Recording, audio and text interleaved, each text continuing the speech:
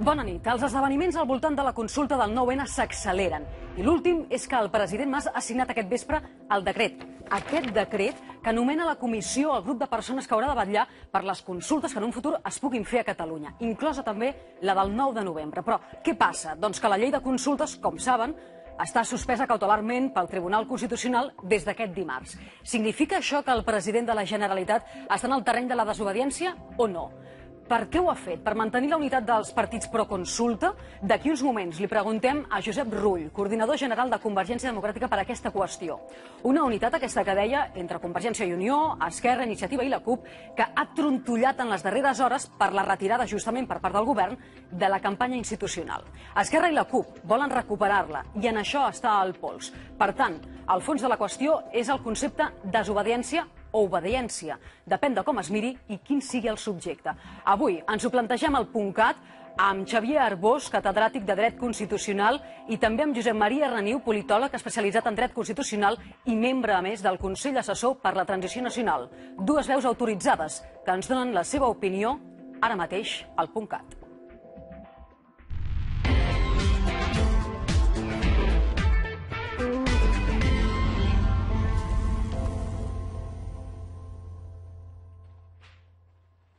Professor Reniu, professor Arbós, està cometent el president de la Generalitat, a partir de la signatura d'aquest decret, aquest mateix vespre, un acte de desobediència o no? Per mi la desobediència és un concepte moral o ètic. A mi em sembla que aquest decret, però, si és un decret, no té cobertura legal. Professor Reniu. A mi em sembla que el que està fent són aquells passos necessaris per garantir que el dia 9 siguem cridats a les urnes i, per tant, aplicant una legislació, signa aquest decret, convoca, nomena la comissió i haurem de veure que la comissió es reuneixi. Què pot passar en les hores següents? Vostè diu que no hi ha cobertura legal per haver signat això. Què és el que pot fer? Com pot reaccionar la justícia? No sé.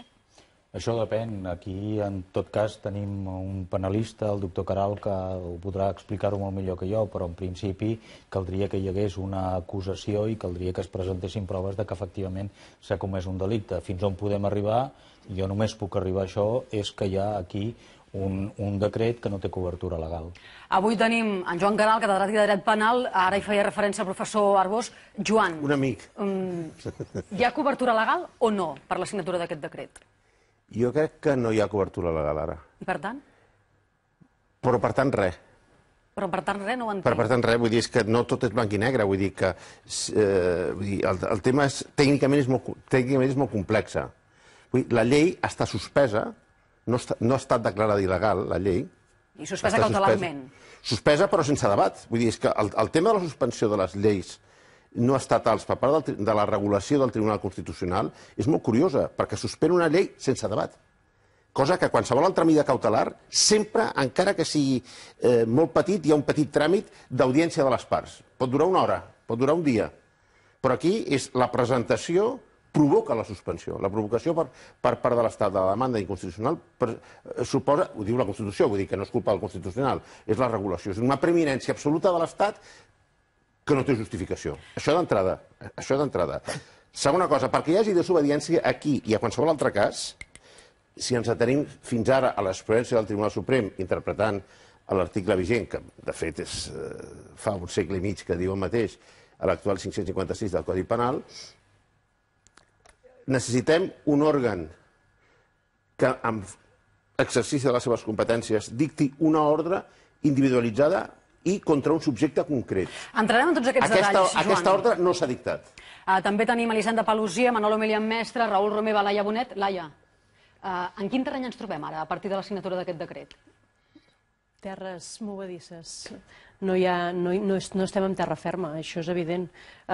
Jo crec que s'ha intentat, a la lectura del decret, s'ha intentat anar fins tan enllà com es podia anar, més enllà del que es podia anar. És difícil dir-ho, perquè no hi ha una sola resposta a aquesta pregunta, però el fet que el mateix decret no esmenti la llei, jo crec que no és una bona senyal. Crec que no és una bona senyal, perquè el decret és, evidentment, si es dicta, és en aplicació d'uns preceptes, d'una llei, que és la que es va aprovar en el Parlament, que és la que està suspesa, i en el moment que sembla que no hi ha la valentia d'anunciar-ho, una cosa que és òbvia, i que pel fet de no esmentar-la no estàs ni més protegit ni més blindat, que es tendeix a utilitzar aquest terme, ni res de res, en el moment que no ho fas, sembla que ja estiguis generant el titular, així ho faig d'amagat, i vol dir que si no, no t'atreviries a fer-ho. De fet, jo crec que les circumstàncies no canvien. De fet, aquest decret molt breu és aquest document, diu, d'acord amb la comunicació del Parlament de Catalunya per la qual es notifica la designació del ple del Parlament amb data 1 d'octubre del 2014, és a dir, ahir, dels 7 membres de la Comissió de Control de les Consultes Populars no referendàries, als efectes de la vigència corresponent i en virtut de les facultats que m'atribueix la llei 13 del 2008, del 5 de novembre, de la Presidència de la Generalitat i el Govern i la resta de normativa d'aplicació decreto, article únic, nomenar com a membres de la Comissió de Control de les Consultes Populars no referendàries les persones següents: Mercè Barceló, Joaquim Bruguer, Alfons González, Miquel Martín, Marc Marsal, Jordi Matas, Benet Salellas. Manolo, tu estàs preocupat? Hombre, clar que estic preocupat. Seria un irresponsable si no estigués preocupat. Jo crec que s'estan fent coses d'una manera molt sutilment delicada, per dir-ho d'una manera fina. Jo crec que està corrent en aquest moment un camí temerari. I crec sincerament que s'està, jo no soc jurista, que s'està fent el funambulisme polític de manera que si t'inclines per un costat o per l'altre pots caure i pegar-te una bona castanya. Aleshores, a mi això, des del punt de vista social, me preocupa. I me preocupa perquè això obreix un escenari de conflicte. Ens agradi o no, ara estem en un debat purament jurídic, però jo crec que obreix un escenari de conseqüències conflictuals. I aleshores crec sincerament que això des del punt de vista polític no és prudent. Elisenda i Raül. Jo discrepo força. Jo crec que estem davant d'un problema polític, no un problema legal. Si hi hagués hagut voluntat política per part de l'Estat, no tindríem un problema legal i estaríem fent una consulta. Com que no hi existeix aquesta voluntat política, ho han convertit en un problema legal. I ara del que es tracta de decidir és si la part catalana, la majoria del Parlament de Catalunya, té voluntat política per tirar endavant amb aquest projecte polític. Raül Romeva. I si la pregunta de si hi ha por, jo no tinc cap mena de por. De fet, tu, Elisenda, has fet públic a través de Twitter ahir que tu ets funcionària de l'Estat i que estàs disposada a fer campanya pel 9N. Sí, de fet, aquesta tarda he enviat un correu electrònic al correu que està habilitat a la Generalitat, a la web de les consultes, perquè està adreçat a tots els funcionaris. Ja no hi ha el formulari, no l'he sabut trobar, però sí que hi ha encara un correu electrònic on els funcionaris es poden prestar voluntaris per treballar en els col·legis electorals el dia del 9N. He enviat aquest correu electrònic i ho faig públic aquí. Després també abordarem aquest punt, justament el de la inhabilitació, possible inhabilitació, arribat al cas de funcionaris que participin en aquesta campanya, és també un dels elements que tenim avui. Raül Romeva, és desobediència o no signar aquest decret? O obediència, en aquest cas, a la llei catalana, que és també el plantejament que ens han fet molts espectadors a través del Twitter des que hem llançat el debat? Aquesta és la pregunta, o sigui, la pregunta és desobeir a qui i obeir a què?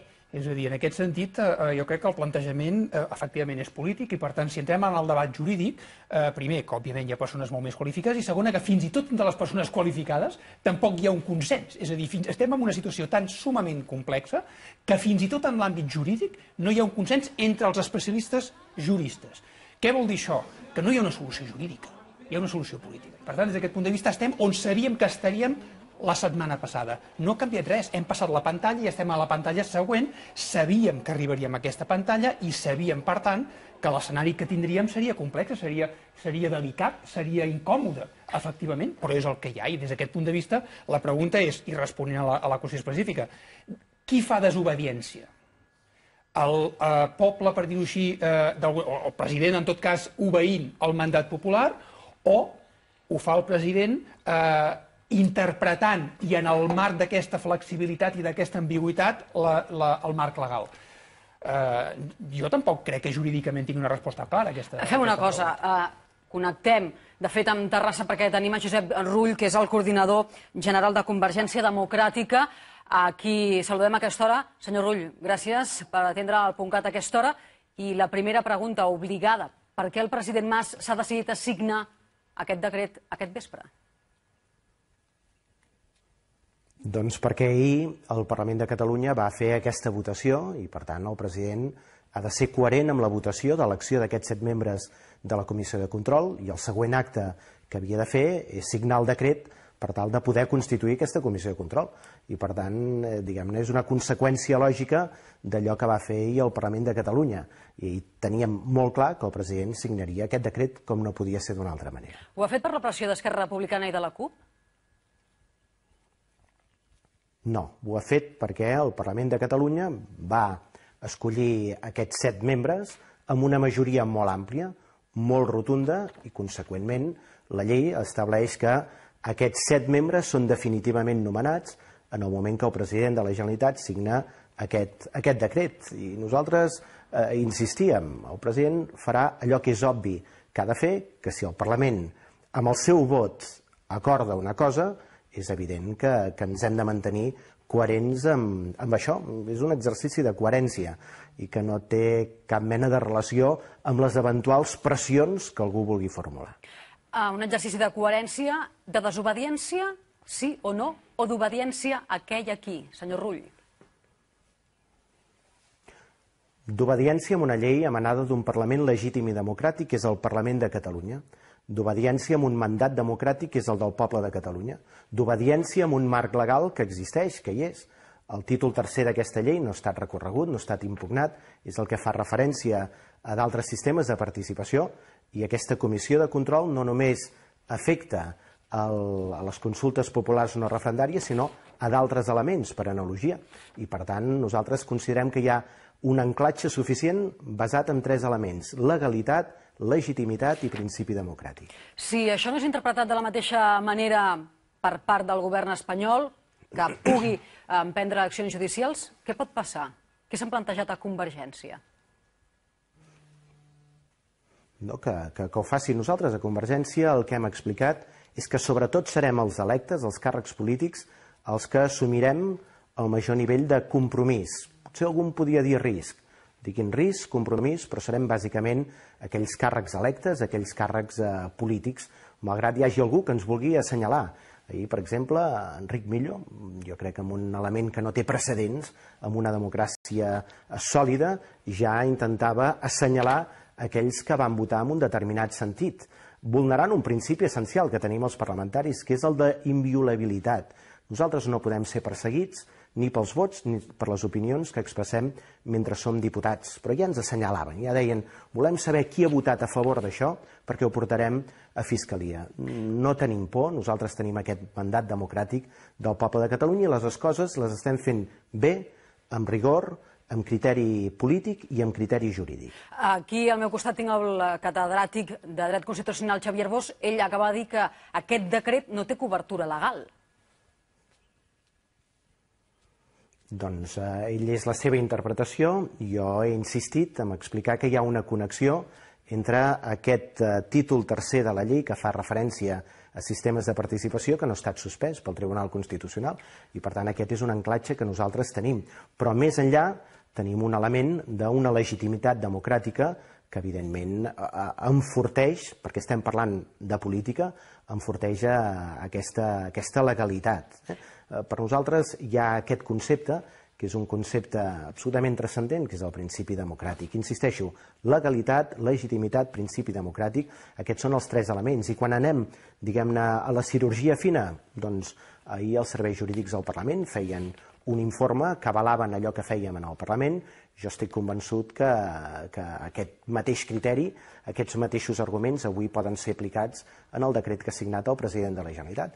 Nosaltres ho hem explicat des del primer moment que tan bon punt se suspengués aquesta llei, ja ho sabíem que ens la suspendrien, ens ho van advertir des del primer moment. El que no sabem és si s'han mirat la llei o s'han mirat el decret, com a mínim el Consell d'Estat. Nosaltres vam tardar un any a fer aquesta llei, en 1 hora i mitja ho ventilen tot, i per tant fa la sensació, diguem-ne, que ja ho tenen pràcticament tot escrit. Nosaltres vam dir que faríem 3 coses, que es reunirien tots els partits polítics per fixar full de ruta, 1, que demanaríem l'aixecament de la suspensió de la llei en el Tribunal Constitucional, i el govern i el Parlament ho ha fet, i tercera cosa, que amb la mesura que és una suspensió cautelar, nosaltres cautelarment continuaríem prenent les decisions per fer possible el 9 de novembre. Aquest és el full de ruta, i amb això sí que hem estat extraordinàriament honestos. Però el que ha fet el govern de Convergència i Unió és suspendre la campanya institucional, i això és el que ha provocat justament tensió amb 2 dels partits que també estan en aquesta unitat en tot aquest procés per la consulta del 9-N,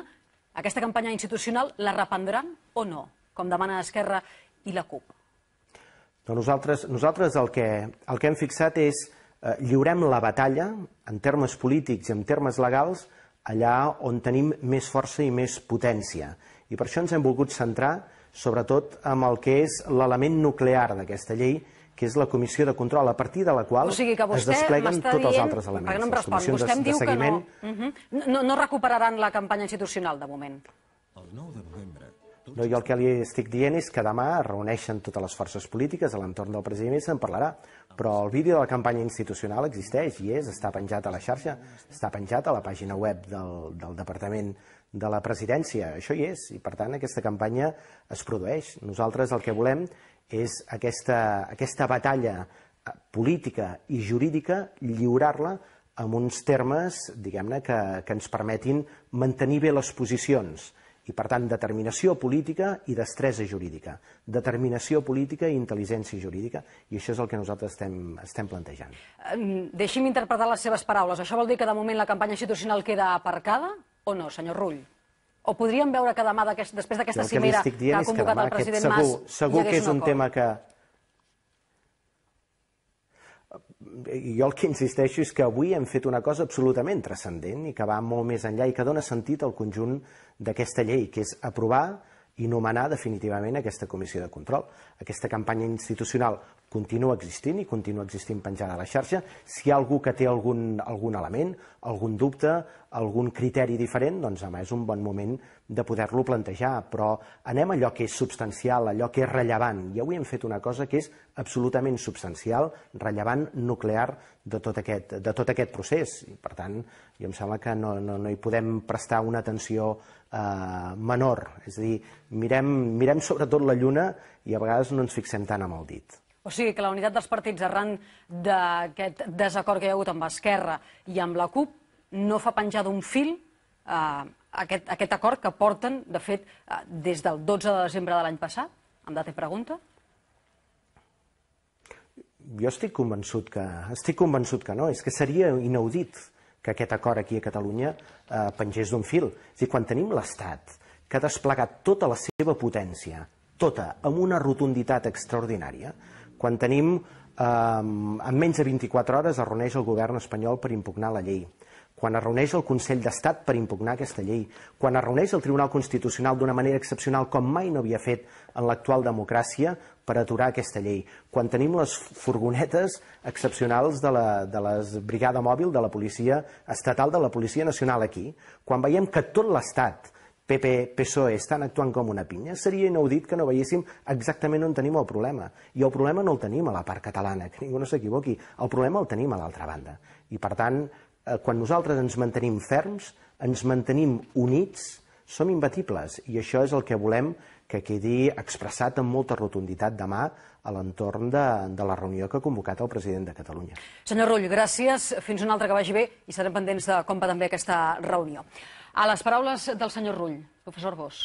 A mi em sembla, i parlo de memòria, i per tant puc equivocar-me, i per tant el senyor Rull pot ser que tingui raó, però la referència que es fa a la comissió de control, si no recordo malament, es troba a l'article 15 de la llei, i està suspès entre el 3 i el 39, a part d'un parell de disposicions transitòries. Per tant, si encerto jo, vol dir que la comissió, el precepte relatiu a la comissió de control està suspès. A banda de que encerti o no el doctor Arbós, òbviament, si és una suspensió cautelar, jo crec que és plausible entomar aquesta estratègia de dir cautelarment anem desplegant també tots aquells continguts, perquè, aviam, hi ha una cosa molt òbvia. Imaginem, en un supòsit de política ficció, que el dia 8 de novembre el Tribunal Constitucional aixequés la suspensió. Escolti'm, el dia 9 hem d'anar a les urnes. Hi ha tota una tasca prèvia que prendrà significat en aquell moment. Per tant, aquestes mesures s'han de prendre. És així com jo entenc que la campanya institucional tenia el seu sentit, no hi va haver-hi cap requeriment en aquest sentit per retirar-la, és en aquest sentit com interpreto aquesta aprovació, aquest decret del president nomenant la comissió de control, i seria esperable que ara aquesta comissió de control comencés també a desenvolupar aquelles tasques de manera cautelar que són indispensables per arribar al 9 de novembre. Perquè si no podem estar en una situació on aquesta inactivitat que ens imposen per un motiu polític, ens acabés bloquejant una possible solució política del conflicte jurídic fictici. Una pregunta als juristes, potser. Fins quan hi ha temps? És a dir, quan s'hauria d'aixecar per poder tenir temps per celebrar? Avui. Demà. És a dir, cada dia hi ha tràmits a fer des del primer dia de la convocatòria. Per tant, cada dia, des del primer minut, va sonant el tic-tac, tic-tac, i s'han de prendre decisions, registre d'estrangers, és a dir, i de cada un d'aquests tràmits en pengen 10 més. Per tant, és evident... I el més important, el debat. Efectivament. El debat. I el debat oblidem que abans de qualsevol context electoral... El debat és fonamental. Sense debat no es pot anar. Però ja no vaig al debat, que seria el que diria... Podríem parlar en termes de garantia de les condicions de la consulta. Però senzillament ja des d'un punt de vista jurídic, i jo sóc la primera convençuda que aquí no estem davant d'un problema jurídic, sinó d'un problema polític des de fa moltíssim temps, però des d'un punt de vista jurídic està corrent el temps des del moment del decret de convocatòria. Per tant, quin és el moment límit? És que ja està tot calculat. Ja està tot calculat en el decret de convocatòria. Però estem a temps. No, s'està a temps. Òbviament no estarem a temps si ens hi posem el 25 d'octubre. Però ho dic des del punt de vista de que cada dia que no es faci el que toca fer aquell dia, ja no s'hi és a temps a fer-ho l'endemà. Quina va la pregunta? Per tant, s'ha d'actuar. Justament demà entenc que la reunió és la que ho ha de decidir. Sí, perquè a més abans de la campanya institucional hi ha també el registre d'estrangers que podrien votar, que també és un dels punts que posen damunt la taula, que la campanya institucional en si. Sí, és més important perquè no serà automàtic, sinó que aquells empadronats de la Unió Europea amb un any de residència o extracomunitaris amb 3 anys de residència han de demanar el certificat d'empadronament a l'Ajuntament amb la data, amb l'històric. Això ho han de començar a fer ja, això ho poden fer ara mateix. O sigui, ara mateix aquells que vulguin votar i que siguin estrangers ja poden anar a les seus dels districtes, als ajuntaments de les poblacions on visquin a demanar el certificat d'empadronament. I després el que ha d'activar... No, és que s'ha de demanar un certificat amb data històric, és neutre, sí, això ho pot fer sense cap problema, perquè no és per un efecte específic. I a partir el que passa que el que sí que cal és, amb aquest certificat, és un dels papers que es demanen per inscriure's al registre i el que no es pot aturar és aquest registre.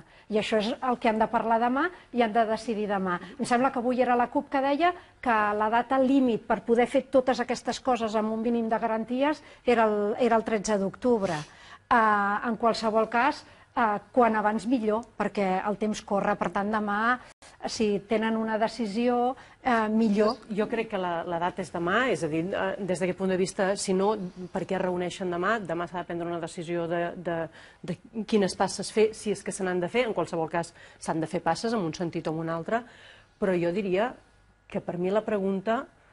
i veia que en Josep Rull parlava en termes d'obediència o desobediència, i és intel·ligent el debat sobre si la desobediència realment és obediència a una altra cosa, o està bé, però en qualsevol cas, per mi la pregunta és si la desobediència és la desobediència, diguem-ho clar, a la suspensió del Tribunal Constitucional del decret de convocatòria. Aquesta desobediència encara no s'ha produït. No, si aquesta desobediència ajuda a fer més possible demà la consulta i a conservar el consens que tenim al voltant de la consulta avui, sí o no? Si ajuda o no ajuda? Per mi és aquesta la pregunta. I per tant, si ajuda, endavant. Si no ajuda, no. Deixa'm afegir una pregunta que busca una resposta tècnica per entendre, perquè de desobediència o obediència n'estem parlant des de ja fa uns dies. Legalment, la desobediència és un delicte? Segons si es donen els requisits del delicte de desobediència, sí. Quins són els requisits? La paraula obediència i obediència és polisèmica. O sigui, té diferents significats. Llavors, la podem utilitzar en termes religiosos, polítics... Sí, però es parla del delicte de prevaricació. No, el delicte de prevaricació és una cosa, el delicte de desobediència és una altra. I després ja no és el mateix la desobediència dels particulars, que és la desobediència que diem institucional. genèrica, no, que la desobediència dels funcionaris sotmesos jeràrquicament. I cap ajuntament ni cap comunitat autònoma està sotmesa jeràrquicament al poder central, perquè tenen autonomia. És a dir, que el president del govern, amb supòsit de normalitat institucional, és a dir, diferent seria estat d'excepció o estat de guerra. I encara, però com no és el cas, el president del govern no li pot dir a un alcalde, el que sigui, el de València, demà fes això. No té potestat per fer-ho, perquè l'alcalde és autònom. I el president de la comunitat de la Rioja, el president no li pot dir doncs demà al de la Rioja me'l posaràs amb ampolles de litre i mig. No li pot dir, perquè no té aquesta competència. Aleshores no hi ha desobediència. Per molt raonable que fos. Per molt raonable que fos. Aviam, jo evidentment estic en alta onda. Ja veig que estic en una asincronia amb el debat que esteu fent. A mi em sembla que esteu fent un debat legal i legalista, digues el que vulguis. Estan fent un debat legal i legalista. El problema naix en un factor polític, en una voluntat política, però se transmet immediatament a l'autopista de la legalitat. I quan te'n surts de l'autopista, te pegues de la nata. Per tant, anem directes a la qüestió. Jo crec, sincerament, que en aquest moment s'està parlant de política de fets consumats. I els fets consumats tinc un seriós dubte de que siguin legals. Tinc un seriós dubte de que siguin legals. El senyor Rull ha fet una fal·làcia. Una fal·làcia. No, és que nosaltres som legals, legítims i la tercera cosa que... Democràtic. Democràtic. La legitimitat pot ser plantejada en un debat prepolític. Prepolític, avant-mats. Llavors sí, que tenim dret a ser el que volem ser, d'acord. Això és l'origen de la legitimitat que dona un poble. La legalitat està sotmesa dintre d'un sistema de l'estat de dret. I aquí estem en un estat de dret. I aquí l'estat de dret no s'està respectant. A veure, Manolo, aquí hi ha dues coses. Quan parlem, el debat dret polític és fals. Perquè el dret s'instrumentalitza políticament, és una política més. Això és de dir, clar, com ho veus l'economia, o poden ser els pressupostos de l'Estat que volen fer un AVE allà on no cal. Vull dir, és transports? No, és política. Vull dir, el dret... Perdona, Manolo. Aquí el dret s'utilitza políticament. Aquí no estem parlant de comprar i vendre faves al mercat. No, anem a veure. Aquí hi ha uns fets que estan produint. I s'estan produint a un nivell determinat. Aquell nivell determinat està sotmès a una estructura d'un estat democràtic i de dret. I aquest estat democràtic i de dret té una part substantiva, que és l'autonomia, en aquest cas, a Catalunya, que és estat. I aquesta part de l'estat, aquesta part, se revela contra el que entenc que és la interpretació. Aquí no s'ha revelat ningú, Aquí no s'ha revelat ningú, Manolo. Clar, és que tu mateix barreges conceptes. Cuidao. Si demà es produïs els primers passos, demà, en la meva opinió, se fa un acte positiu de desobediència. Si demà es produeix... La desobediència potser políticament, moralment, religiosament, jurídico-penalment, no. Jo crec, honestament, crec que no. Dit d'una altra forma, si un estudiant m'ho posa com a exemple amb un examen, el suspenc. Un altre exemple que podríem pensar, però jo no els diré. Però és que, a més, aquí hi ha una cosa. És el primer cas. Tot això que estem vivint, jo crec que, home, no vull ara acabar amb una frase gloriosa, però és el primer cas que jo conec, que una llei segresta una democràcia. Jo crec que al revés. És una llei que segresta una democràcia. És a dir, vivim una democràcia tan sumament feble que no té força suficient aquesta democràcia per, si la llei no funciona, la llei és instrumental, no és un fi en si mateix. Canviem-la. A mi em sembla més elemental. És com si jo tinc una malaltia i llavors el metge em diu no, vostè ha de prendre aquest medicament. Perdoni, vostè aquest. Primer la llei s'ha de respectar i després s'ha de canviar. Però primer s'ha de respectar. O potser s'ha de canviar ràpid per poder funcionar, perquè la llei està per resoldre els conflictes de la gent, no per crear-ne més. La llei ha de ser funcional a la societat, no al revés. Completament d'acord, Joan, però és que jo... A veure, jo és que no em plantejo la pregunta que es feia en aquest programa si la desobediència sí o no en la situació que ens trobem des d'un punt de vista de dret penal.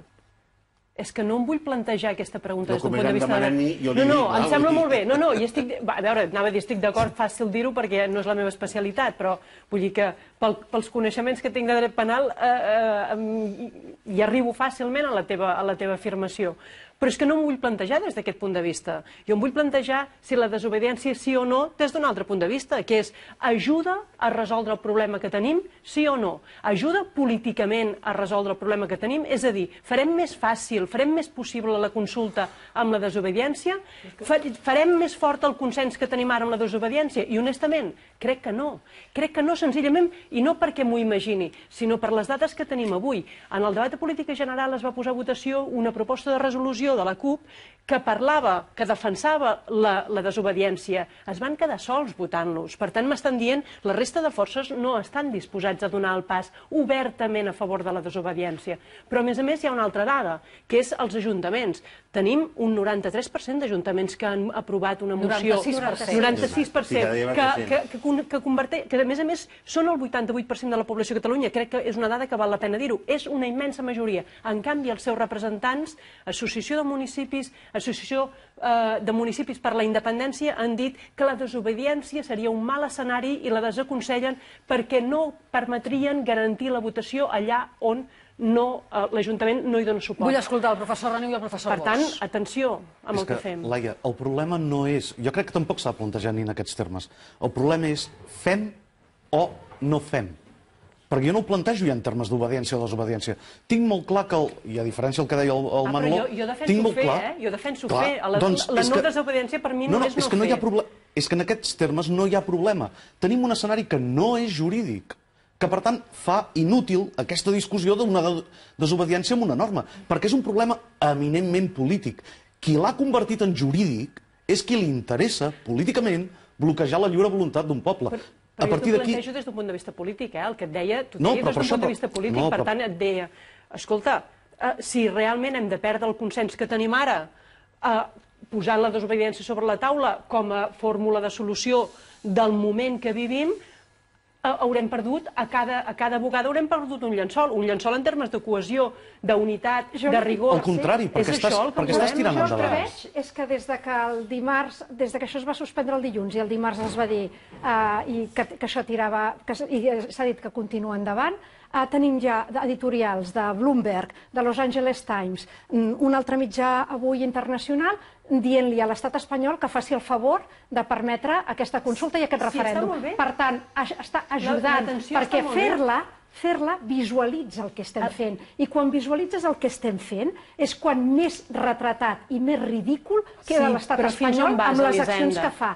La pilota a la taulada de l'altre. Que ell vagi demostrant al món què està disposat a fer per impedir una cosa que no fa ni un mes, que fa 15 dies menys, que han fet Escòcia amb tota naturalitat. Soc una gran defensora de la pressió en la negociació, sobretot quan l'altre no es vol moure. Però, al final, hem de ser molt conscients que no podem passar...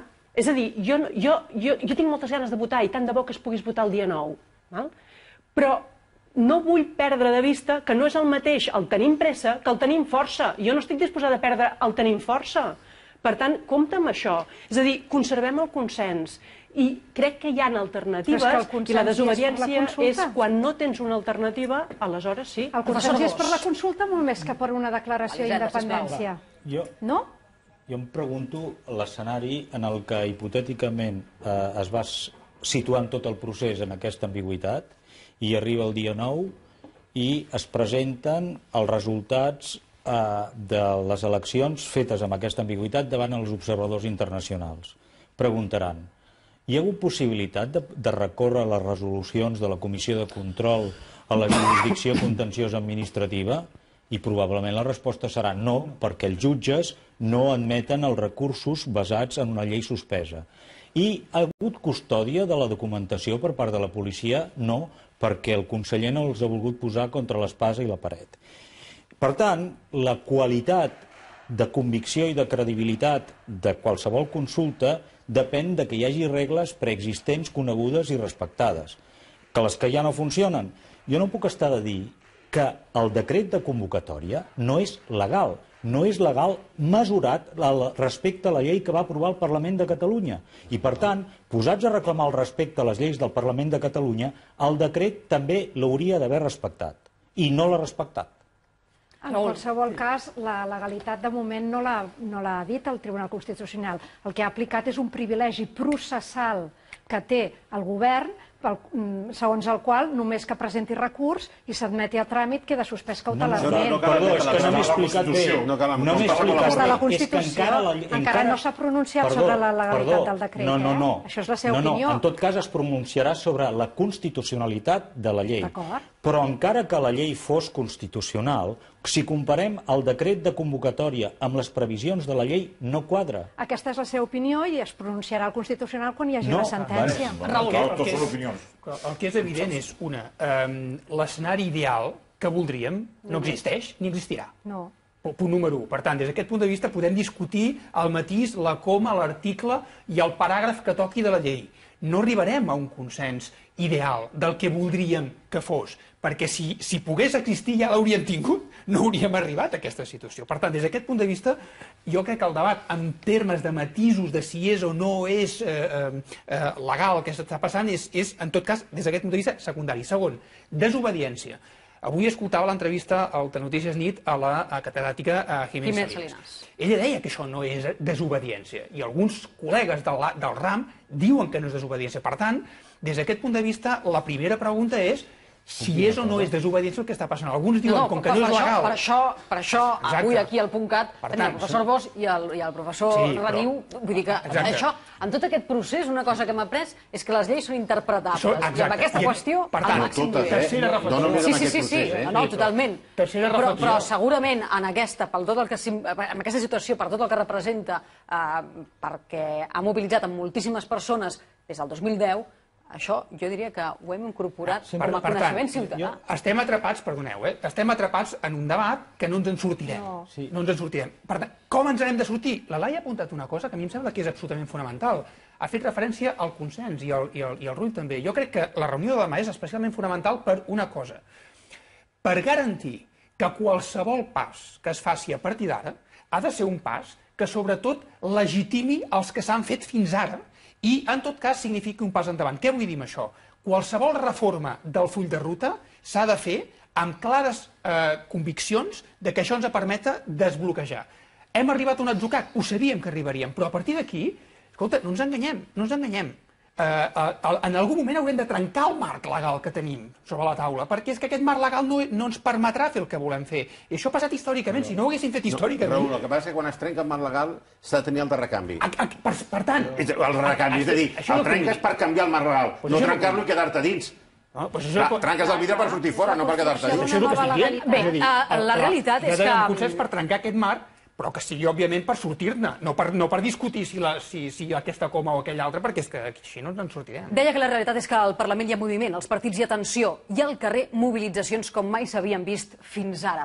Nosaltres aquest dimarts, que és el dia que el Constitucional, amb una rapidesa que no s'havia vist mai, i això és així, vostè no s'havia vist mai. No, el Govern i el Consell d'Estat, Sí, home, però el Constitucional especialment. El que fa és suspendre cautelarment perquè admet els recursos, els dos recursos del govern del Partit Popular, el govern espanyol, i aquell dia l'ANC i Òmnium treien a milers i milers de catalans davant dels seus ajuntaments arreu del país per protestar per aquesta decisió, per la suspensió cautelar de la llei de consultes i del decret de convocatòria, que, recordem-ho, s'assignava dissabte, o sigui, no fa ni una setmana. La cosa va molt ràpida. Doncs bé, nosaltres aquell dia vam anar a parlar amb Carme Forcadell i amb Muriel Casals per veure com entenen elles que ha d'encaixar tot plegat i també què en pensen de la desobediència.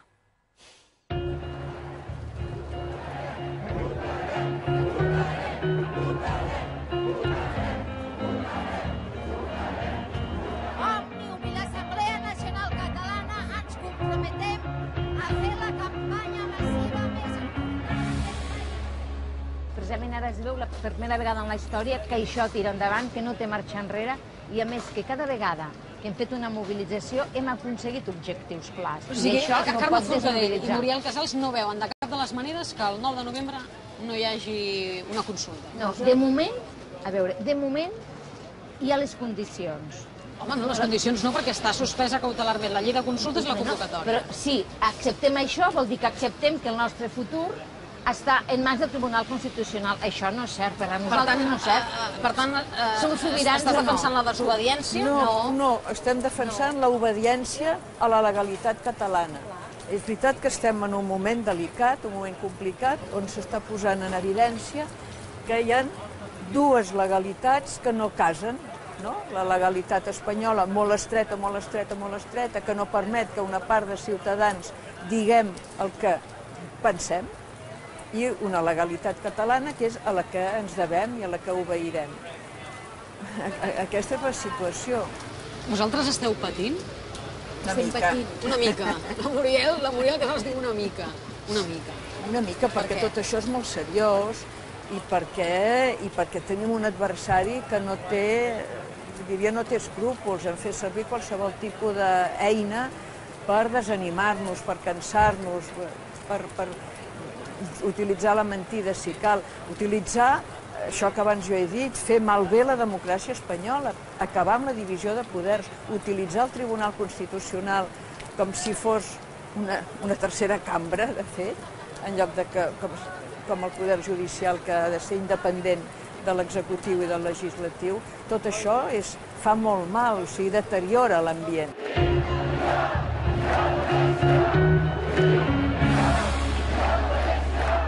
Teniu la sensació que és una mica com la prèvia el 28 de juny del 2010, quan s'estava esperant la sentència del Constitucional de l'Estatut? És diferent, jo crec que és molt diferent, perquè nosaltres som diferents, nosaltres, vull dir, el país, no? Hem après moltíssim en aquests 4 anys. I perquè han passat moltes coses, és a dir, totes les consultes populars, hi ha hagut la manifestació del 2012, hi ha hagut la via catalana, hi ha hagut una declaració de sobirania, hi ha hagut unes eleccions al Parlament, hem passat d'un Parlament autonomista a un sobiranista, estem a tocar de la pret del 9 de novembre. Hem crescut, jo diria, el capital polític de Catalunya és molt més gran, som molt més rics ara. Quin ha sigut el pitjor moment fins ara? El pitjor moment fins ara?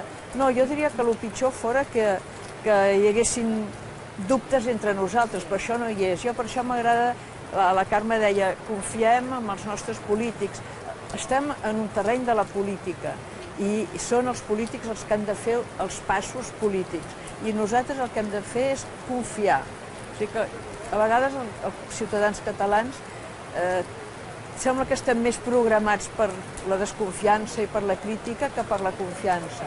Doncs ara hem de confiar i no voler ser cada un de nosaltres un expert en politicologia i començar a especular de quina manera... No has desconfiat mai, tu? Doncs fa temps que no desconfio, que els últims 4 anys hem fet el que havíem de fer. És molt important mantenir la unitat i la fermesa, perquè ara representa que estem, diguéssim, com jugant en una partida d'escacs, m'entens? I llavors tots els moviments que fem els hem de fer amb molta intel·ligència, mantenir la unitat de la classe política, dels partits polítics i mantenir la fermesa, és a dir, nosaltres continuem fins al 9 de novembre i cap tribunal decidirà, el tribunal no decidirà, serem nosaltres.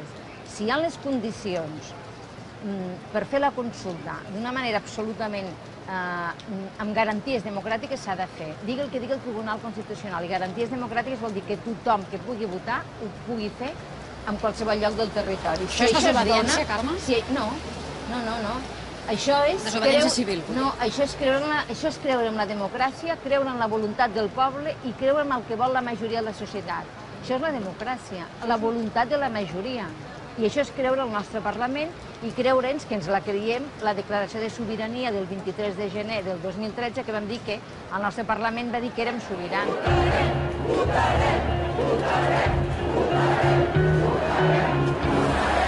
El nostre lloc quin és? Pressionar i posar tots les condicions perquè el 9N sigui possible. Nosaltres com a societat civil empenyem, farem tot el possible. Nosaltres la nostra campanya la continuem. I com pressioneu ara? Com pressioneu? Pues fem campanya. Unes mobilitzacions? Sí, anant a les places dels ajuntaments. Cada dia? Això és cada dia? No, cada dia no. Nosaltres perquè teniu por de cansar la gent? No, nosaltres fem campanya. És a dir, perquè, a veure, la nostra resposta és fer campanya. És a dir, nosaltres estem fent campanya pel 9 de novembre. És a dir, l'estem fent. Digui el que digui el Tribunal Constitucional. De la mateixa manera que les institucions espanyoles són sordes al clam dels catalans i a les demandes del govern de la Generalitat, nosaltres podem ser sords a les seves Constitucional. lleis. Sense conseqüències? és una qüestió de no posar-se nerviosos. Sí, sense conseqüències. Ja ho veurem, estan jugant amb la por a les conseqüències. Amb la mesura en què no tinguem por de les conseqüències, aquestes conseqüències no seran.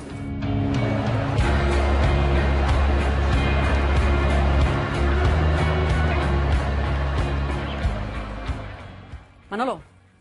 Sí, jo Estàs prenent notes. Es pot fer el sord davant del Tribunal Constitucional amb una qüestió així, segons tu? Jo crec que no es pot fer el sord davant del Tribunal Constitucional. Crec que és legítim que la gent manifesta la seva voluntat. I per tant, són dues qüestions. I per tant, com es casen aquestes dues realitats? Aquí està el problema. Nosaltres estem dintre d'un sistema jurídic, institucional, que ha sigut aprovat per referèndum de tot el poble espanyol, Catalunya inclosa. Nosaltres no podem trencar parcialment aquesta unitat del sistema. Podem qüestionar el sistema des de la parcialitat. Nosaltres no estem d'acord, com a catalans, que això sigui d'aquesta manera. Ho podem fer-ho, ho podem exigir.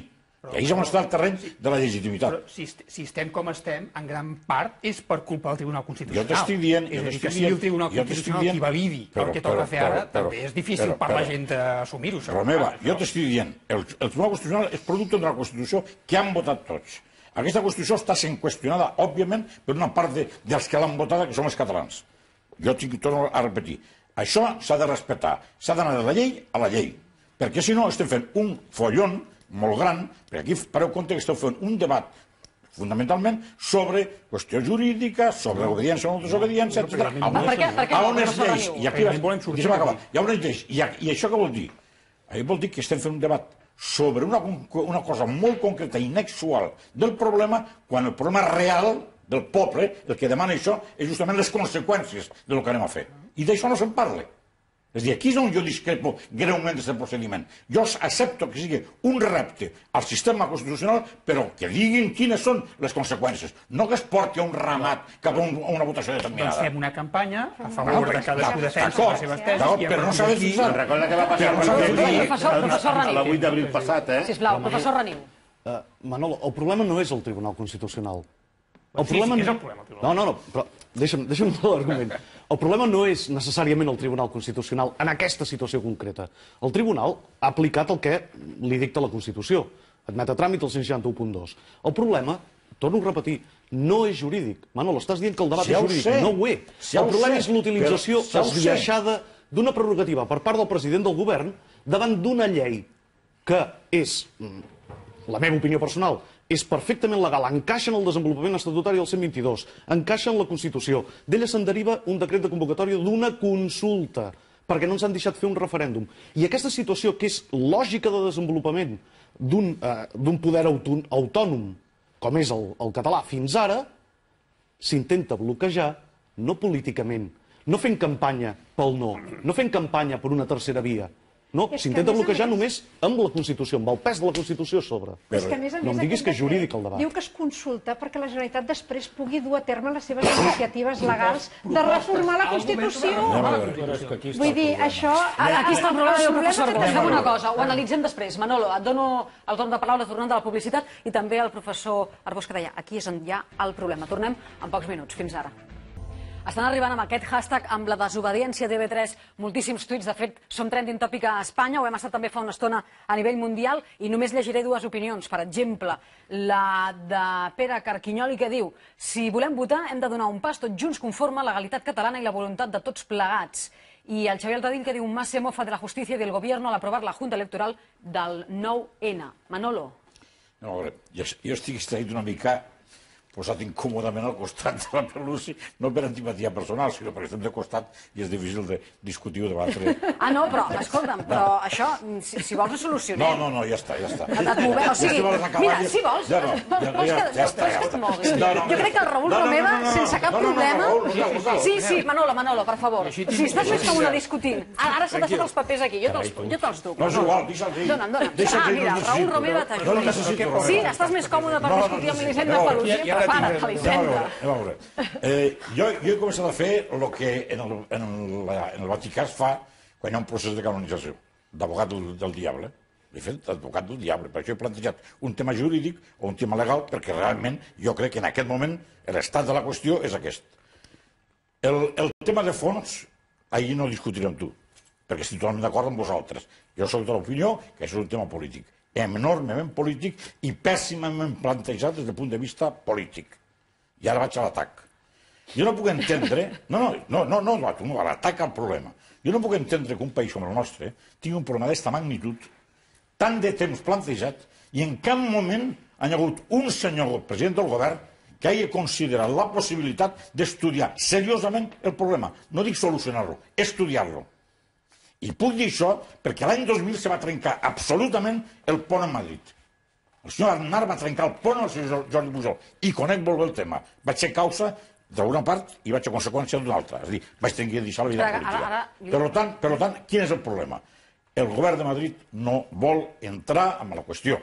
I està amorellant-se, i això és el que fa, és convertir l'eina constitucional en un garrot que fot al cap dels catalans. I ahir és on estem d'acord tu i jo. I els pressupostos en són una demostració. I els pressupostos... Però quina és la meva queixa? Però quina és la meva queixa? No, el que dius de la Constitució com un garrot, en teoria del dret constitucional es diu violència constitucional. Perdona, serà la que has estudiat, tu. No, perdona, et recomano que llegeixis el llibre d'Antònia Batininet, catedràtica a Copenhague, de dret constitucional, que es diu Constitutional Violence, i que està editat per Edimburg i prologat per un catedràtic de Harvard. És quan hi ha un conflicte entre la Constitució i la democràcia. Senzillament he llegit aquest llibre i ja està. No soc advocada ni soc catedràtica de dret constitucional com vostè. Quan parlem de violència constitucional és quan s'utilitza la Constitució com un roc, com una paret contra la voluntat democràtica, en aquest cas d'un poble. Aquí tenim un problema de conflicte de sobirania, de cessió de sobirania. És mentida que no es pugui cedir sobirania, perquè bé que es va cedir sobirania cap a dalt, cap a la Unió Europea, bé que es va reformar la Constitució pel procediment simplificat no fa ni 3 anys, va ser... El que no hi ha és una voluntat de cedir sobirania. Tampoc l'ordenament britànic permetia la consulta, el referèndum d'Escòcia. L'acta de la Unió deia... Acaba-ho, sisplau. L'acta de la Unió deia que per sempre més estarien junts i tindrien un sol Parlament. I van políticament acordar que ho decidissin amb referèndum. Aquesta és la voluntat que no hi és. I ara aquí ja no es tracta dels pressupostos, ni de la inversió del 9%, ni del que va passar amb l'Estatut. Ara aquí ja no es pot resoldre el conflicte que tenim plantejat, si no és amb un referèndum en què es pugui decidir sobre la independència de Catalunya. Sí, Alexandre, jo el que vull dir, i el que estic intentant denunciar, i fa temps que ho estic dient, és que el govern de Madrid està sord, tècnicament sord, i no vol actuar d'una forma intel·ligent i política. I per això s'arbitra un sistema legal o legalista per aplicar l'autodefensa. Quin és el problema per mi? Que aquí tampoc som intel·ligents. I aquí no plantegem un debat de fons. El que tu has dit estic d'acord, però s'ha de fer un debat de fons com s'ha fet a Escòcia, com s'ha de fer al Quebec, com s'ha de fer al Quebec. Plantegem-ho en sèrio, conseqüències, causes i conseqüències. El debat de fons li tenim. I és precisament, sí, i hem anat esgotant tots els camins per poder-lo portar a terme. El debat de fons és dir, escolti, vostè què vol pel seu futur? Seguir com estem, amb aquestes ofertes tan seductores de pressupostos com els d'aquest any, una opció intermitja, aquesta de la via federal, la tercera via, o un estat independent? Aquest debat el tenim. Coincideixo plenament amb tu, i de fet et dono la raó, d'aquesta sordesa del govern de Madrid. I tradicional sordesa, però no des del 2000. Jo crec que inclús abans era una sordesa. Passa que era un aliat que podia ser útil en determinats moments. El 2000 se trenquen els ponts. És que és així, cronològicament, el 2000 se trenquen els ponts. Però reprenem la pregunta, i ara què? És a dir, estem en aquesta situació, tenim una llei... Jo no he estat mai partidària del debat de confrontar legalitats, perquè crec que en puritat, diguem-ho així, ens estem fent trampes amb el debat de les dues legalitats, perquè això no va de dues legalitats, és bastant més complex que això, i perquè, en definitiva, si ens quedem amb el debat de les legalitats, ara el que hi ha en joc és que una d'aquestes dues lleis, la catalana, està suspesa i, per tant, estrictament, si féssim cas al que havia dit el president Mas, la consulta es farà de la mà d'una llei legal, o serà legal, diguem-ho així, per tant, tots havíem pensat que això era la llei catalana, si està suspesa, què vol dir? Que llavors ja no estem en aquest escenari. Per tant, torno, ara què? Estem amb una llei que està suspesa, que és la que voldríem estar aplicant, que voldríem que es fes la consulta aviat, s'haurà de prendre la decisió demà a la reunió, però si l'escenari és de desobediència... Però que no és il·legal, Laia. No, clar que no, Josep Maria. La llei no és il·legal? No, clar que no. La llei no és il·legal? Està suspesa? No. Ah, i la categoria de suspensió implica il·legalitat? No, vaja, a veure, jo... Que estigui suspesa no vol dir que sigui il·legal. No, està suspesa. Està suspesa. Està suspesa, i a més, torno a repetir que aquesta és una suspensió molt específica, és una suspensió sense debat. Perquè és que el tribunal, encara que hagués volgut, si per exemple hagués hagut un defecte de forma gruixut amb la demanda que presenta l'advocat de l'Estat, se l'hagués tingut en passar. I tornem, però en tot cas, l'escenari no és aquest. És a dir, el debat no és un debat jurídic i debat de legalitats i si hem de fer front a una legalitat o una altra. Què fem amb això? Llavors, vaig al gra. És a dir, per mi la desobediència és una gran solució que ha estat la veritable possibilitat d'avançar col·lectivament en drets individuals i col·lectius històricament, quan no hi havia una altra alternativa i quan era una solució majoritària. Crec que no estem... Però dic, crec que no estem ni amb això, amb que sigui l'única possibilitat, crec que en tenim d'altres, i dos, crec que no és tan majoritària com el consens que hi ha al voltant dels drets civils. Però a veure, una cosa, d'entrada el concepte de desobediència és evident que així posat en abstracte pot fer por, i és comprensible que sigui així per les possibles conseqüències. També vull recordar que, escolta, fa uns anys hi havia un servei militar obligatori a l'estat espanyol. Quan hi havia un objector de consciència que es deia PPV, això no era un problema. Quan en van sortir milers o milions, es va convertir en un problema. Si et surten 20 persones al carrer demanant una cosa que volen votar, no és un problema. Quan en tens 1.800.000, això és un problema. Per tant, estan parlant d'un marc completament diferent. I en aquest sentit, jo estic d'acord amb el que planteges que hi ha d'haver una postura conjunta.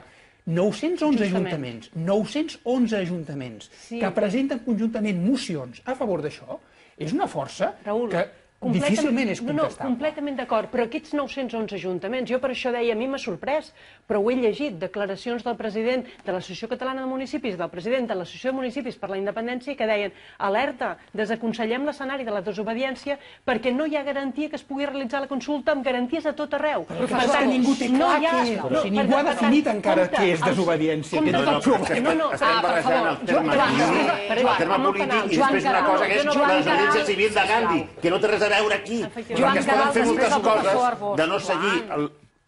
Va. Professor Bosch, després et dono la paraula perquè el tenia demanada abans. Jo crec que una cosa és el què i l'altra és el com. Tothom pot suposar que hi ha un desig per fer alguna cosa, la pregunta és el com. Amb aquesta legalitat suspesa estem a temps de crear-ne una altra que tingui prou credibilitat? Aquest és el dubte. Pràctic, a banda de la preferència que un pugui tenir per una legalitat o per una altra. I una cosa és mobilitzar-se en forma de consulta i l'altra és fer veritablement una consulta amb un procediment i amb uns resultats que siguin creïbles. I amb un debat, com deia el Joan. Al final, fer eleccions es podran fer. És a dir, votar, la gent podrà votar. Una altra cosa si podrem fer-ho en el punt. A veure, és que el debat, si en lloc d'estar avui debatent sobre les tecnicalitats d'aquesta suspensió cautelar, doncs estéssim fent un debat sobre qüestions econòmiques de la independència amb gent del sí, gent del no, estaríem fent aquest debat. Vull dir, tots som una mica responsables també de cap a on estem portant el debat. Aquest debat la convidarem, a la professora Elisenda Palussat. No, però vull dir que aquests mesos el que hauríem d'estar fent ara és això, debats amb posicions a favor de la independència, posicions en contra, posicions a favor del sí no. Em sembla que Iniciativa donaran llibertat de vot a la segona pregunta, per tant hi haurà persones que defensaran el sí no, i aquest és el debat que hauríem de tenir per poder votar el 9 de novembre, havent escoltat les posicions de tothom. El fet que estem aquí discutint això i no estem discutint el tema de fons és una estafa democràtica. I d'aquesta estafa democràtica el culpable no són els d'aquí, són els d'allà. Això em recorda la facultat, quan es volia bloquejar una assemblea, començàvem allò, votem a veure si votem. I podíem votar a veure si votem, clar. Això passa ara. I estem aquí. No. Sí, però vull dir que amb els altres... Però ara estem amb això. Vull dir, estem aquí discutint el sexe dels àngels, un debat jurídic, en algun cas, interessant, però que fonamentalment és un debat polític, però no estem debatent el que hem de debatre. És a dir, cap a on vol anar el poble de Catalunya? Cap a on vol anar el poble de Catalunya? No sabem on vol anar. De moment a Vull dir, votar. perquè el que surtin 1.800.000 persones, els únics que volen anar a un altre lloc són aquests 1.800.000. Els altres 4 milions o 6 milions es volen quedar aquí. No ho sabem. No ho sabem. Preguntem-li. Oh, clar, la cosa és molt fàcil. La cosa és molt fàcil. Però llavors es diu, vostès que volen fer un referèndum de sortida, perdoni, el que s'ha plantejat sempre és fer una consulta. Mai un referèndum de secessió. Jo no he sentit mai això. O potser jo estic equivocat i no soc una persona informada. Podria ser també. Però aquí el que passa és que et diuen, s'inventen un concepte de sobirania que no existeix enlloc. Perquè vull dir, al costat del dret contra el dret de secessió, ells practiquen el dret de retenció. Vostè no pot marxar mai d'aquí. No, mai. Això és una aberració. Vull dir, jo puc marxar de les coses, com a persona i com a grup, puc entrar i sortir amb certs requisits i amb certa serietat i seguir uns procediments. El que passa que em vol dir, vostè no marxarà mai d'aquí, perquè com ho votarem tots i li direm que no, vostè, o sigui, em converteixo no sé, en una peça, no vull dir un esclau tampoc, però vull dir una cosa atat amb un pal, lligat amb un pal, vull dir, no ho entenc. Deixeu-me plantejar-vos una cosa, especialment el professor Bosch i el professor Reniu. Què passarà si no hi ha sentència del Constitucional abans del 8 de novembre? És que jo crec que no n'hi haurà. Home, queda Tu creus que no n'hi condicionat... haurà, Raül? Home, difícil, vaja, no sé, els designis... Si el tribunal, que li agrada tant donar lliçons de complir la legalitat, complís la seva, el 34 de la llei orgànica del Tribunal Constitucional estableix terminis de 30 dies, que no ha complert mai. Per tant, podem estar tranquils. No us ha per què complir aquest cop tampoc. No, clar, a banda d'això que apunta el professor Bosch, la seva pregunta té dues respostes. Una és aquesta, l'altra és, clar, en funció de què fem demà i demà passat, i l'altre, que és el que deia és un principi. En el moment en què s'assigna el decret que estàvem comentant avui, demà seria esperable que aquesta comissió de control es reunís i comencés a fer els diferents passos que venen al darrere. Perquè si no, en què queda? Si no, quina utilitat té? Però et diria, mirem més enllà fins i tot. Oi que volem continuar conservant el consens, que és el gran valor del moment que estem visquent? Treballem en aquest sentit. Per mi, un escenari fonamental és el de les eleccions generals. Per què no ens comprometem tots a un pacte per Catalunya, que vol dir que ningú es compromet, que tothom es compromet a que ningú donarà suport a un president que no es comprometi amb el dret a decidir, a fer una les eleccions generals són desembre de 2015. Elisenda, torno. Abans hi ha les municipis... Vull dir, em sembla que els ritmes en aquests moments són diferents, eh? Com per esperar què passa a Madrid, a les eleccions espanyoles i qui s'escollit president del govern espanyol. Elisenda, o tenim força? Perdrem la força. És que la força la portem acumulada. La portem acumulada, no canviarà per lo que passi al govern espanyol. Però és un procés d'acumulació de força, però no la podem perdre ara. No la podem perdre. I la podem perdre si fem segons què. El potencial desestabilitzador de la frustració col·lectiva és inimaginable. I tenim una part importantíssima de la nostra ciutadania, que és la que està movent tot aquest procés, que porta anys mobilitzant-se. Que ha vist com hem arribat... En som tots responsables d'això, tots. Del primer a l'últim. Precisament per això et dic que no plantegem... Sí, no, els responsables estan allà, sobretot. Però nosaltres tenim la nostra responsabilitat en el sentit de dir, no em plantegis un escenari de desembre de 2015 eleccions generals. Escolta, tinc un escenari molt més proper, que és el 9 de novembre. I que, efectivament, en un procés de transició nacional sempre hi ha un moment de trencament en el que, però no és negatiu, és simplement la substitució d'un escenari per l'altre. Si no fem cap passa... No l'estic substituint, estic dient que hauríem d'estar treballant per tots els escenaris, també per aquell, i aquell és fonamental. Home, però pas a pas, el primer pas és el 9 de novembre. Fem cues davant dels col·legis electorals tancats el dia 9 de novembre, si no es pot fer la consulta. La imatge internacional que pot tenir cues de gent davant dels col·legis electorals tancats és molt més potent que la batalla. Cert, però que això sigui un resultat de no haver pogut obrir aquests col·legis. Manolo, clar, per tant no podem estar en la inacció. Josep Maria, dic si els col·legis estan tancats. Manolo, què s'ha de fer el 9 de novembre, segons tu, si no hi ha votació? Pobre de mi. Pobre de mi. El que diu la Laia passarà. No, el 9 de novembre jo me temo, l'altra part de la pel·lícula, de la que ha dit avui, jo me temo que no hi haurà votació. I me temo que vindrà, i aquí ve les conseqüències que tu apuntaves, aquí vindrà un desencís brutal, aquí vindrà, i això és un càlcul estimatiu d'una persona que té una certa experiència de molts anys en política i en l'anàlisi de la intel·ligència, entre cometes, aquí vindrà violència. No ho dic. Ho dic. Hi ha grups que s'han radicalitzat i que la resistència a una proposta democràtica, tranquil·la i en votació, al veure frustrats, saltaran la frontera, si no ja ho veuràs. I finalment hi haurà 2 generacions molt afectades per un fet determinant. Això, el senyor Tarradellas, vell amic i molt experimentat, i 36 anys a les costelles d'un exili, que li va donar per molta reflexió, ho va repetir en Sant Martín le Bo molt abans de vindre aquí, en la Generalitat sent president, i en la Via Augusta en casa d'ell, en les xerrades que fotíem per les tardes. El president Tarradellas em deia, mai més s'ha de repetir el 6 d'octubre, mai més, Milian. Estem a les vores del 6 d'octubre. Per tant, què dic jo? Ja ho veureu. Ja ho veureu. Madrid no acceptarà... Madrid no acceptarà Aquí hi ha una mobilització popular, un Parlament... Però, para compte, Madrid no acceptarà en cap moment la tentació, dic la tentació d'acceptar, bueno, anem a fer una consulta. No ho acceptarà mai, perquè ells se senten perduts. Ho dic sincerament, se senten perduts. Però ja no estem als anys 30. No poden enviar els tancs, són membres de la Unió Europea, depèn de nosaltres fer la consulta o no. Escolta, fixa't una cosa, si Madrid fos intel·ligent, si el senyor Rajoy hagués sigut no un gallec en perifràstica, en columna salomònica, que al final no se l'aspirava una cara, hagués sigut un home pràctic i intel·ligent i lineal.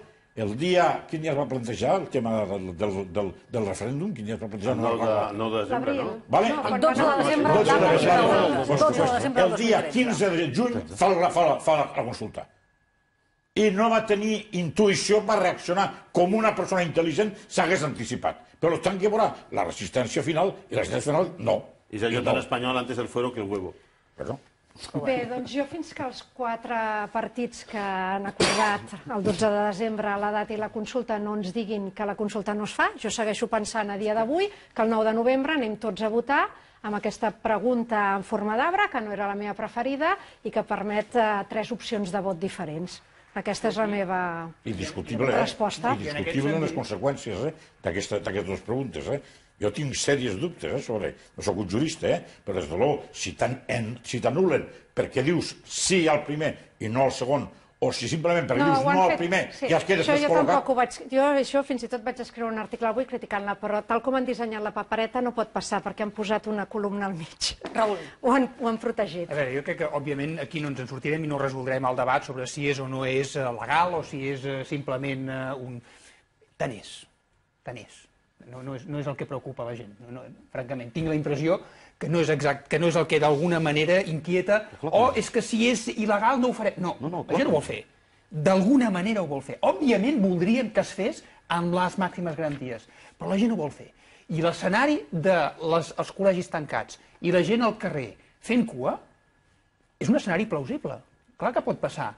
Clar que pot passar. Seria el pitjor que li podia passar al govern de Madrid. No, perdona, jo crec que és el més intel·ligent que podríem fer en la situació actual d'avui. Llei suspesa, en les condicions actuals. Crec que el més intel·ligent que podríem fer seria això. És el missatge més potent. Sense estar descartat, però hi ha moltes altres coses que també es poden fer a més. És a dir, jo no descarto aquest escenari, però també es poden fer altres coses. I en tot cas que reaccioni el govern... Que tenim una classe política que té ploma a les ales, Bueno...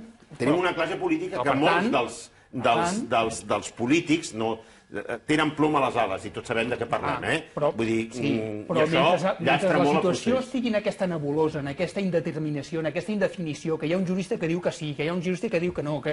Escolta, es poden anar fent coses i a partir d'aquí tot són interpretacions i mentrestant hi ha una legitimitat, que avala tot això que s'està fent. I, per tant, des d'aquest punt de vista, evidentment, què passarà? En 24 hores, jo entenc que aquí, els que feu programes de televisió, això és un problema, perquè en 24 hores et canvia l'escenari, d'acord? Però en qualsevol... Però diguéssim, no, un problema, vull dir que és així, però és així una mica per a tots, pels que fem televisió, periodisme, i pels que no, i això ens afecta a tots. Demà, quan hi hagi la reunió, sabrem quin és el resultat, i en funció de quin sigui el resultat, sabrem, en fi, quin és el següent passa, però sense i francament, sense dramatismes.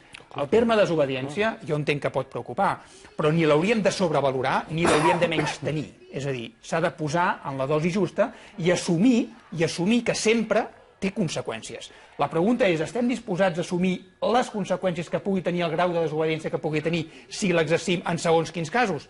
Parlem-ne, però primer posem-nos d'acord de quin és aquest grau de desobediència. Joan, quines conseqüències pot tenir? O sigui, quan diu, depenent del nivell de desobediència, hi ha també unes conseqüències amb un grau o un altre. No, és que desobediència hi ha o no hi ha. I penalment, jo dic, penalment, ara per ara, a les 12 més o menys del vespre ja que estem dia 3, estem a dia 3, no hi ha desobediència. En 24 hores, jo no sé, avui per avui no n'hi ha. Però és que el tema no és penal. Perquè, clar, en el cas que fos penal, tu no pots processar a 100.000 persones. Hauries de construir el camp del Barça com una gran sala de justícia. 911 alcalde. No, però és que seria molta més gent. Clar, vull dir que seria molta més gent. Vull dir, és una cosa absurda. Vull dir, les coses es poden... Si no passa el que ha passat al túnel de l'AVE de Girona, clar, vull dir, el desfici... És inviable. Vull dir, és una cosa que és inviable. Explica això de la inhabilitació. El concepte d'inhabilitació... d'inhabilitació... La desobediència del 556, que és de l'article, no d'un any, que és l'única que jo crec que està en joc aquí, la jerarquia que no juga, no comporta inhabilitació. Comporta una pena de presó. Vull acabar amb una reflexió en la qual participeu tots. El dret al servei dels ciutadans. Això ara està passant o no? A mi em fa l'efecte, t'ho dic jo crec que no. El dret s'ha convertit en un instrument de poder per treure llibertat a la gent. Ho dic així, El dret sempre s'ha pogut utilitzar com a instrument de poder. El problema actualment és la utilització... O de progrés. O de progrés, però poder en el sentit de poder transformador. El problema és quan aquest s'utilitza de manera esbiaixada contra una realitat tan democràtica com és la que estem vivint aquí al nostre país. El president de les Illes Balears, Bauzá, ha estat desobeint una sentència del tribunal respecte al decret del trilingüisme. Però és per una causa. Com que és per una bona causa, això no és desobediència, ni és inhabilitació, ni és res de res, no? Professor Bosch, vostè que és de dret contra constitucional. el català. A veure, jo m'inspiro una mica en el que va dir el poeta Ovidi, que les lleis estan perquè els més forts no ho puguin fer tot. I això val pels més forts en diners, els més forts en tancs, però també els més forts en nombre. Jo n'afegeixo una altra, Paula Flores d'Arcais. La llei és el poder dels que no tenen poder. Ara, el que no pots fer és amagar-te al darrere de la llei per negar canviar-la per resoldre el problema, que és el que està fent el govern de l'Estat. Manolo. Jo estic convençut, com diria el meu amic Joan, de que ara el dret s'ha convertit, o el fet jurídic s'ha convertit en una eina de pressió i de limitació dels drets de la persona. I l'únic que voldria dir és que espero que, ja que ha citat a Ovidi, espero que no acabem com Ovidi, que després de l'Arsamandi va tenir que vendre el camí cap al destierro, cap al desterrament. Però s'ho va passar bé.